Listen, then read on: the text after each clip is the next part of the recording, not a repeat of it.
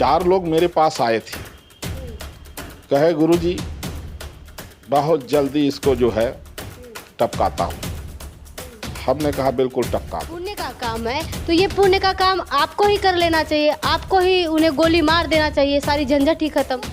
के लिए जो इनाम रखा जाता है, आखिर महंत के पास इतना पैसा कहाँ से आता है? बता रहा हूँ, मैं गारंटी देता हूँ कि मुझे 2-4 लाख करोड़ रुपए की अगर जरूरत पड़े तो 1 घंटे में मैं 5 लाख करोड़ रुपया 1 घंटे में ऐसे इकट्ठा कर दूंगा। 1 घंटे चुटकी बजा के इतने लक्ष्मी, वह धन दौलत, सोना चांदी, पैसा रुपया सब हम लोगों के पीछे चलता है। अच्छे अच्छे अरबपति खरबपति लाइन में खड़े रहते हैं, कहते हैं गुरुदेव आदेश करिए 2-4 करोड़ रुपए खर्चा करने के लिए। आप लोगों के पास एक शक्ति भी है, लोग कहते हैं कि आपके पास शक्ति भी है कि आप चाहें तो किसी को भस्म भी कर सकते हैं, तो क्यों ना उसको मंत्र से या फिर जो भी आप लोगों के पास शक्ति है उससे भस्म भी तो कर सकते हैं। गोली, बंदूक और किसी व्यक्ति विशेष का सहारा क्यों लेना पड़े?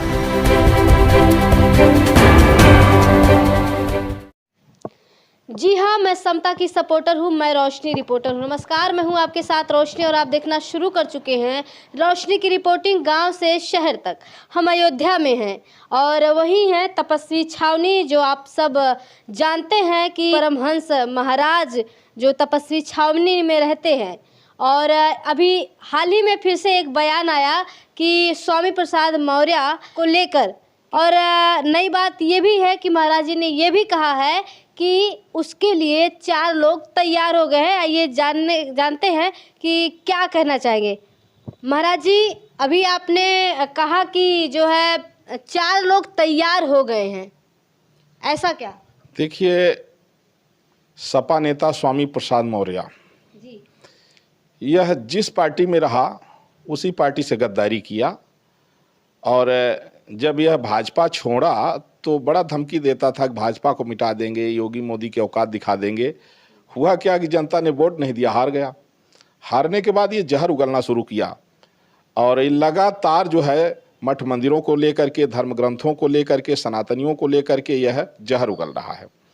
अभी इसका जो ये बयान आया, इसने कहा कि देश का विभाजन जिन्ना ने नहीं, वीर सावरकर ने हिंदू महासभा ने किया।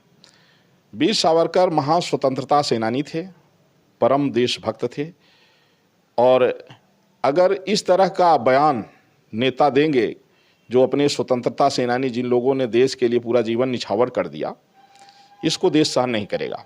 तो हमने कहा कि जो इसको गोली मारेगा मैं उसको 25 करोड़ का इनाम दूंगा।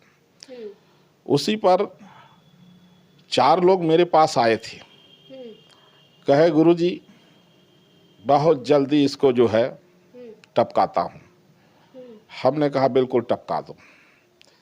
तो कहे कि बाद में क्या होगा? हम कहे बाद में जो होगा देखा जाएगा, क्योंकि देशभक्तों का अपमान हम नहीं सहेंगे, वीर सावरकर का अपमान नहीं सहेंगे। अच्छा मान जी, ये बताइए कि वो जो 4 लोग तैयार हुए हैं वो पैसे की वजह से तैयार हुए हैं या धर्म की? नहीं, वो कहे कि हमें पैसा नहीं चाहिए। वो बड़े दुखी हैं, बोले कि ये पहले कहा था कि हिंदू मतलब नीच होता है, अधम होता है। अब जहाँ 100 करोड़ हिंदू रह रहे हैं, हिंदुओं को नीच बता रहा है, अधम बता रहा है, जबकि स्वामी विवेकानंद जैसे महापुरुष और परम ज्ञानी वो कहते थे कि गर्व से कहो हम हिंदू हैं। उनके तमाम साहित्यों में है, ऋग्वेद में हिंदू शब्द का उल्लेख है। हिंदू मतलब होता है सनातनी, सनातन धर्म का पर्यायवाची है हिंदू धर्म, और सनातन का पर्यायवाची हिंदू शब्द है। और हिंदू का शाब्दिक अर्थ लोग जाने न जाने बता दें, ही माने होता है हिमालय, और हिंदू माने चंद्रमा। जो हिमालय के समान स्थिर है और चंद्रमा के समान जो सबको अमृत परोसता है, सबके लिए शीतलता प्रदान करता है, उसको हिंदू कहते हैं। इसीलिए तो हिंदू सर्वे भवन्तु सुखिनः की जो है भावना रखते हैं, पूरे विश्व को अपना परिवार मानते हैं, विश्व शांति के लिए जो है तो प्रार्थना करते हैं और हमेशा परमार्थ में रहते हैं। चींटी से प्राणी मात्र के प्रति जो है तो कल्याण की भावना रखते हैं। हम तो किसी को नहीं मारना चाहते, लेकिन अगर कोई हमारे स्वतंत्रता सेनानियों का अपमान करेगा, अब वो जिन्ना के प्रति हमदर्दी दिखा रहा है और वीर सावरकर को जो है वो देशद्रोही बता रहा है, तो इसलिए अगर प्रशासन स्वतः संज्ञान लेकर के कार्रवाई कर देता तो हमको बोलने की जरूरत न पड़ती। और हम लोग ऐसा कभी बयान नहीं देते हैं किसी के अगेंस्ट क्रिया की प्रतिक्रिया जरूर है। जो धर्म के विरोध में बोलेगा, हमारे 100 करोड़ हिंदुओं को गाली देगा, हमारे धर्म ग्रंथों को जलाएगा, तो उस क्रिया की प्रतिक्रिया जरूर होगी। और उसके लिए अगर जरूरत पड़ेगी तो मैं स्वयं भी, मैं देख रहा हूं, अगर ये सुधर गया, जहर उगलना बंद कर दिया तो ठीक है, नहीं मैं स्वयं इसको टपका दूंगा। देखिए, राक्षसों का वध, हम लोग मानवतावादी हैं, अहिंसावादी हैं, अहिंसा परमो धर्म को मानते हैं। लेकिन जिस तरह से अगर किसान खेती करता है तो फसल में जब कीड़े लग जाते हैं तो कीटनाशक दवा का छिड़काव करता है। मजबूरी ये है कि कीटनाशक दवा के छिड़काव से कीड़े तो मरते हैं, लेकिन वो हत्या नहीं है। क्यों? अगर कीटनाशक दवाई का छिड़काव न हो तो फसल उसकी समाप्त हो जाए। तो फसल को बचाने के लिए कीटनाशक दवा की जरूरत पड़ती है। इसीलिए उसी तरह से मानवता को बचाने के लिए अमानवीय विचारधारा की राक्षसी प्रवृत्ति के स्वामी प्रसाद मौर्य जैसे और उदयनिधि स्टालिन जैसे, बिहार का जो शिक्षा मंत्री है अभी चंद्रशेखर जैसे, इस तरह से जो नीच प्रकृति के लोग हैं, ऐसे लोगों को या तो सरकार जो है, भाई देखिए, अभिव्यक्ति की आज़ादी है तो उसकी भी एक सीमा है। अभिव्यक्ति की आज़ादी का मतलब ये नहीं है कि हमारे स्वतंत्रता सेनानियों को देशद्रोही कोई बताए, स्वतंत्रता सेनानियों को कोई गाली बके। ऐसी देश की आज़ादी नहीं होनी चाहिए। और अगर इस तरह का कोई बोलता है तो उसका रोक लगना चाहिए। अब नहीं रोक लगेगा, अगर कोई जहर उगलता रहेगा तो क्रिया की प्रतिक्रिया आएगी। अच्छा महाराज जी, एक चीज़ और है कि लोग कहते हैं कि ये लोगों का सवाल है, कमेंट बॉक्स में भी लोग लिखते हैं कि महाराज के पास ये 25 करोड़, कभी 21 करोड़, कभी स्टालिन के लिए, कभी चंद्रशेखर के लिए, तो कभी स्वामी प्रसाद मौर्य के लिए, इन तमाम, यहाँ राजेंद्र पाल गौतम के लिए, इन लोगों के लिए जो इनाम रखा जाता है, आखिर महंत के पास इतना पैसा कहाँ से आता है? क्या कहेंगे? देखिए, मैं आचार्य पीठ श्री तपस्वी छावनी पीठाधीश्वर जगत गुरु परमहंस आचार्य, हमसे करोड़ों लोग देश में जुड़े हुए हैं, करोड़ों लोग। और हमारे यहाँ लगभग 1000 से ज़्यादा तपस्वी साधु संत तपस्या करते हैं। और कई लगभग जो है 500 की लगभग गरीब बच्चे जो वेद पढ़ रहे हैं, उनका सारा खर्च मैं वहन करता हूँ। और इतना बड़ा आश्रम का संचालन मैं करता हूँ।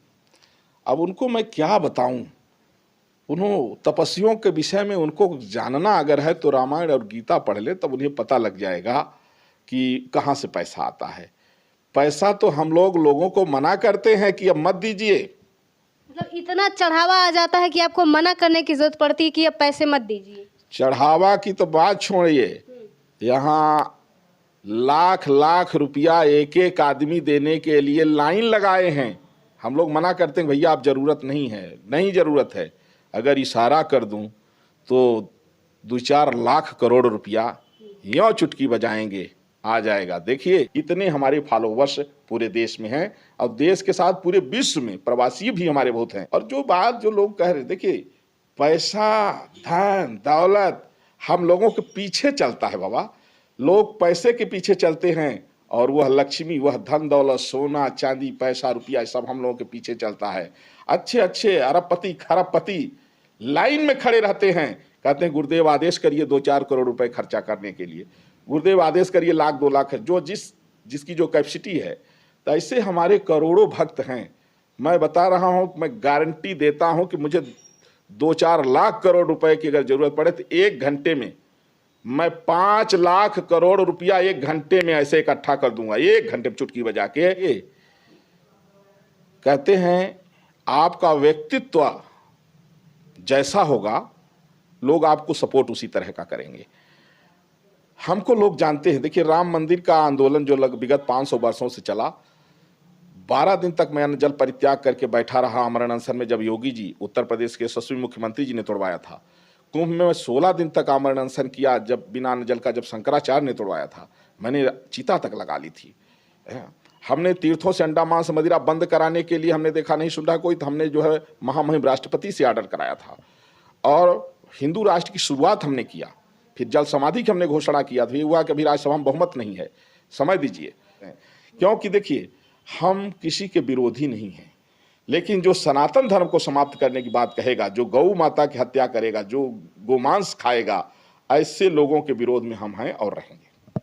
अच्छा महाराज जी, एक सवाल और, जैसे आपने कहा कि इतना पैसा एक चुटकी में आ जाएगा, ये बड़ी बात है। तो क्या लगता है कि जो लोग आपको चढ़ावा देते हैं, जो एक तबका है, उस तबके को आप उसकी भावनाओं के साथ खिलवाड़ होगा ना कि आप किसी को मारने के लिए पैसे दे रहे हैं। मतलब जहाँ से चढ़ावा आता है फिर उन्हीं को मारने के लिए पैसे दिया जाता है, ये कैसे देखते हैं, क्या कहेंगे? नहीं, जहां से चढ़ावा आता है उनको मारने के लिए नहीं, जो चढ़ावा देने वाले लोग हैं उनकी जो बहन बेटियों के साथ लव जिहाद करते हैं, उन जिहादियों को मारने के लिए, उन सनातन विरोधियों को मारने के लिए, जो हमारे जो है तो स्वतंत्रता सेनानियों का अपमान करने वाले लोग हैं, जो जिन्ना के हमदर्द लोग हैं, जो आक्रांताओं के हमदर्द लोग हैं, और जो हमारे देशभक्तों का अपमान करने वाले लोग हैं, उनको मारने के लिए। ये तो देखिए, जो धर्म विरोधी हैं वो जैसे समझेंगे, जीते जी समझ जाए तो बहुत अच्छा है, और नहीं समझेंगे तो उनको विदा किया जाएगा दुनिया से। यह मानवता की रक्षा के लिए हम लोग साधु संत बने हैं, और मानवता की रक्षा के लिए जो आसुरी प्रवृत्ति के लोग हैं, जैसे माता दुर्गा ने जो है महिषासुर का वध किया था, क्यों किया? राक्षस था, निर्दोषों को मारता था, तो माता दुर्गा ने फिर कहा कि इनको विदा किया। उसी तरह से भगवान श्री कृष्ण ने कंस को जो है तो मारा, हनुमान जी ने कालनेमी को मारा, और उसी तरह से जो है तो हमारे देवताओं ने दानवों को मारा, देवासुर संग्राम में राक्षसों को वध किया, हमारे प्रभु श्री राम ने रावण का वध किया। तो वध का मतलब ये है कि जो राक्षस आतंकवादी सोच के हैं, राक्षसी प्रवृत्ति के लोग हैं, और जो किसी तरह से समझने वाले नहीं हैं और निर्दोषों की हत्या करने वाले लोग हैं, ऐसे लोग जो नहीं समझ रहे हैं उनको धरती से विदा भी करना आवश्यक है। अच्छा महाराज जी, एक सवाल और कि आप लोगों के पास एक शक्ति भी है, लोग कहते हैं कि आपके पास शक्ति भी है कि आप चाहे तो किसी को भस्म भी कर सकते हैं, तो क्यों ना उसको मंत्र से या फिर जो भी आप लोगों के पास शक्ति है उससे भस्म भी तो कर सकते हैं। गोली, बंदूक और किसी व्यक्ति विशेष का सहारा क्यों लेना पड़ रहा है? देखिए, ऐसा है, भगवान श्री राम चाहते तो रावण चुटकियों में मर जाता, लेकिन क्यों इतना युद्ध किए? ये दिखाने के लिए कि धर्म के लिए लड़ो, मानवता को बचाने के लिए लड़ो, बहन बेटियों की इज्जत बचाने के लिए लड़ो, गौ रक्षा के लिए लड़ो, निर्दोषों की, गरीबों की रक्षा के लिए लड़ो। ये दिखाने के लिए प्रभु श्री राम रावण से लड़े, नहीं लड़ने की जरूरत न पड़ती। माना कि मैं सिद्ध हूँ, माना कि हमारे पास अष्ट सिद्धि और नवनिधि हैं, मैं भस्म कर सकता हूँ किसी को, मैं किसी को मनुष्य से गधा बना सकता हूँ, लेकिन जो जिनके अंदर ये क्षमता नहीं होगी वो तो फिर बाद में आने वाले समय में सोचेंगे भाई महाराज तो सिद्ध थे, उन्होंने तो धर्म की रक्षा के लिए ऐसा कर दिया, मैं कैसे करूं? इसलिए वो रास्ता नहीं, रास्ता संघर्ष का है, और रास्ता है सबको एक साथ लेकर के मानवता को बचाने का, जो प्रभु श्री राम ने रास्ता दिखाया है। इसलिए नहीं तो बाकी ये जो चुटपुट हैं इनको तो हम लोग ऐसे भस्म कर दें कि। तो महाराज जी, इतनी शक्तियाँ आप लोगों में है, इतनी सिद्धि है कि आप किसी को भस्म भी कर सकते हैं? बिल्कुल है, हम लोगों में सिद्धि है। देखिए, आज सनातन धर्म के जो जय जयकार हो रही है, जो इतने लोग जुड़ते हैं, क्यों जुड़ते हैं? उनको भाई लाभ होता है तभी तो जुड़ते हैं। तो हम लोग सनातन धर्म को मानने वाले लोग हैं, और हम लोग के अंदर आध्यात्मिक शक्ति भी है, और हम लोग कभी अन्याय नहीं करते हैं, कभी किसी निर्दोष को सताते नहीं हैं। हाँ, ये जरूर है कि माताओं, बहनों और बेटियों को लव जिहाद से बचाने के लिए, राक्षसों के वध करने के लिए भी अगर स्थिति आती है तो तैयार रहते हैं। अच्छा महाराज जी, जिस तरीके से आप बयान दिए, क्योंकि एक बार राजेंद्र पाल गौतम ने कहा आपके हिंदू देवी देवताओं का अपमान किया, फिर इन्होंने कहा, चंद्रशेखर यादव ने कहा, फिर उसके बाद स्टालिन ने कहा, फिर से स्वामी प्रसाद मौर्य ने कहा, ये तमाम लोग जो है कह रहे हैं, तो क्या आपको नहीं लगता कि एक बार सच में इन्हें भस्म करने की ज़रूरत है? देखिए, अभी तो जब ज़रूरत पड़ेगी तो उसका भी प्रयोग करेंगे, लेकिन अभी संख्या बढ़ रही है महाराज जी। नहीं, संख्या बढ़ रही है तो हम लोग सतर्क हैं, ज़रूरत पड़ेगी तो इनको एक चुटकी में एक दिन में ही भस्म कर देंगे। गुब्बारे जैसे फूट जाएंगे। लेकिन अभी हम लोग इनको जो है पहले प्रयास कर रहे हैं कि बात से समझ जाएं। बात से नहीं समझेंगे तो फिर लात से समझाएंगे, और जब लात से नहीं समझेंगे तो फिर भस्म करेंगे। अच्छा, दूसरा सवाल ये भी है कि आपको नहीं लगता कि एक बार जो लोग इस तरीके की बयान देते हैं उनको बुलाकर बिठाल कर एक बार बात करनी चाहिए, उन्हें समझाना चाहिए? ऐसा नहीं लगता कि उन्हें समझाएं, समझ जाए तो ये पैसे खर्च करने की भी ज़रूरत ना पड़े और किसी की हत्या भी ना हो? हत्या नहीं कहा जा सकता है। देखिए, अगर कोई किसी निर्दोष बहन बेटी की हत्या कर रहा है, उसकी इज्जत लूट रहा है, उसके साथ गैंगरेप कर रहा है, तो ऐसे व्यक्ति को मारा जाए अगर, तो हत्या नहीं है, ये बहुत पुण्य का काम है। जिहादी को मार देना, आतंकवादी को मार देना, है इस तरह के लोगों को जो सनातन धर्म का विरोध कर रहे हैं, ऐसे लोगों को मार देना, ये हत्या नहीं है, ये वध है, और ये बहुत पुण्य का काम है, बहुत अच्छी बात है। जैसे पुलिस भी अपराधी की इनकाउंटर करती है, तो इनकाउंटर करती है तो क्या पुलिस अपराधी हो गई? क्या सेना भी आतंकवादी को गोली मारती है तो क्या वो अपराधी? नहीं नहीं नहीं, ये मानवता को बचाने के लिए यही एक रास्ता है। तो इसलिए हम लोग साधु संत धर्माचार्य हम सबका भला चाहते हैं। अब उनका भला अगर वो हम देखेंगे कि जब वो नहीं मान रहे हैं, तो उनका भला इसी में है कि उनको दुनिया से अलविदा किया जाए, जिससे मानवता बची रहे। अच्छा महाराज जी, अगर ये पुण्य का काम है तो ये पुण्य का काम आपको ही कर लेना चाहिए, आपको ही उन्हें गोली मार देना चाहिए, सारी झंझट ही खत्म। हाँ, ऐसा है, पुण्य का काम हम है। अभी हम समझा रहे हैं, जरूरत पड़ेगी तो मैं स्वयं जाके गोली मारूंगा, मैं स्वयं जरूरत पड़ेगी गोली मारूंगा। लेकिन अभी मेरा प्रयास है कि भाई देश के विरोध में, सनातन धर्म के विरोध, भाई किसी को अच्छा नहीं लगता है सनातन धर्म, तो आप जाओ मुसलमान बन जाओ, ईसाई बन जाओ, हम रोक थोड़ी रहे हैं। लेकिन जिस तरह से दूसरे के विषय में, जैसे इस्लाम के विषय में बोलने में लोग डरते हैं, क्यों डरते हैं? क्यों जानते हैं कि सरकलम हो जाएगा। भाई स्वामी प्रसाद मौर्य के पास में एक रिपोर्टर गई और कुछ कुरान की आयत लेकर के गई, कही आप यही पढ़ दीजिए। उनकी हिम्मत नहीं पड़ी पढ़ने की, जाने की पढ़ेंगे तो पढ़ते ही सवेरा नहीं होगा, रात में ही टपका दिए जाएंगे। तो इसलिए जो है, जो सनातन धर्म के विरोध में लगातार बयानबाजियां चल रही हैं, उसके लिए हम लोग प्रयास कर रहे हैं। मान जाएंगे और नहीं मानेंगे तो फिर उनको मनाया जाएगा। तो क्या लगता है कि स्वामी प्रसाद मौर्य जो जैसे तमाम लोग हैं, इन लोग को डर नहीं लगता आप लोगों से? ये आए दिन बयान देते रहते हैं। देखिए, डर क्यों नहीं लगता है? डर लगता है तभी जब हम लोग बोलना शुरू करते हैं तो उनकी आवाज़ दबने लगती है, धीरे धीरे उनकी घबराहट जो है सामने आ रही है। तो हम लोग प्रयास कर रहे हैं, सुधर जाएंगे तो ठीक है, नहीं दुनिया से उनको विदा किया जाएगा। जय श्री राम।